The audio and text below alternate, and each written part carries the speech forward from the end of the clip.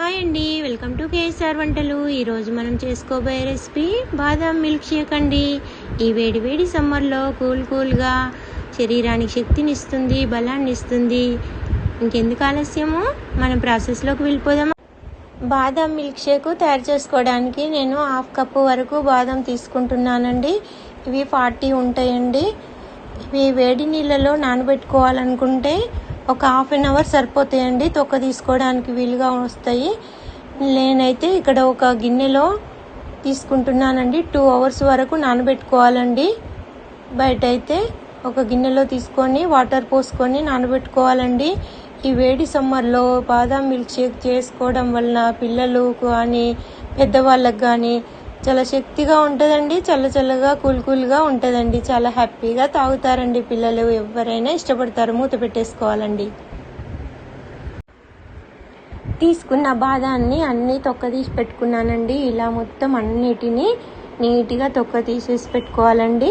ఈ బాదాన్ని నేను మిక్సీ జార్లోకి అన్ని ట్రాన్స్ఫర్ చేసేసుకొని దీన్ని మిక్సీ పట్టుకోవాలండి. ఇవి మెత్తగా మిక్సీ పట్టుకోవాలండి. ఇందులోకి ఒక 50 ml మిల్క్ తీసుకుంటున్నానండి. అంటే ఒక చిన్న గ్లాస్ వరకు మిల్క్ను తీసుకొని మెత్తగా మిక్సీ పట్టేసుకోవాలండి. బాదాన్ని అంతా మిక్సీ పట్టేసుకున్నానండి. చూడండి, ఇలా మెత్తగా పట్టేసుకోవాలి మిక్సీ. ఎంత మెత్తగా ఉంటే మన మిల్క్ షేక్ అంత చక్కగా వస్తుందండి. ఇది పక్క పెట్టేసుకొని నేను స్టవ్ వెలిగించుకొని స్టవ్ పైన గిన్నె పెట్టుకొని ఒక 1/2 లీటర్ వరకు పాలు తీసుకున్నాను. పాలు చక్కగా వేడైపోయినాయండి. గరిటెతో ఇలా తిప్పుకుంటూ వేడి చేసుకోవాలండి. మీగడ కట్టకుండా చూసుకుంటూ కలుపుకోవాలండి. ఇప్పుడు నేను మిక్సీ చేసి పెట్టుకున్న బాదాంను ఇందులోకి తీసేసుకుంటున్నానండి. చూడండి, ఇలా కలుపుకోవాలండి. నేను ఇందులోకి షుగర్ తీసుకుంటున్నానండి. ఒక 1/2 కప్పు వరకు షుగర్ తీసుకుంటున్నాను. ఇలా గరిటెతోటి తిప్పుకుంటూ షుగర్ పోసుకోవాలండి. షుగర్ కరిగే వరకు గరిటెతోటి తిప్పుతూ ఉండాలండి. ఇక్కడ మెయిన్ టిప్ అండి. పాలను ఇలా గరిటెతోటి తిప్పుకుంటూ ఉండాలండి. మీగడ కట్టకుండా ఉంటుంది, పాలు విరిగిపోకుండా ఉంటాయండి. నేను ఇందులోకి కుంకుమ పువ్వు తీసుకుంటున్నాను. కొంచెం స్మెల్ కోసము నేను ఇలాచి పౌడర్ కూడా తీసుకుంటున్నాను. మంచి ఫ్లేవర్ ఉంటుందండి. ఇందులోకి నేను కస్టర్డ్ పౌడర్ తీసుకుంటున్నానండి. ఒక 1/2 కప్పు మిల్క్లోకి ఒక 2 స్పూన్స్ కస్టర్డ్ పౌడర్ తీసుకుంటున్నాను. ఇది ఆప్షన్ అండి, లేని వాళ్ళు స్కిప్ చేసేయచ్చు.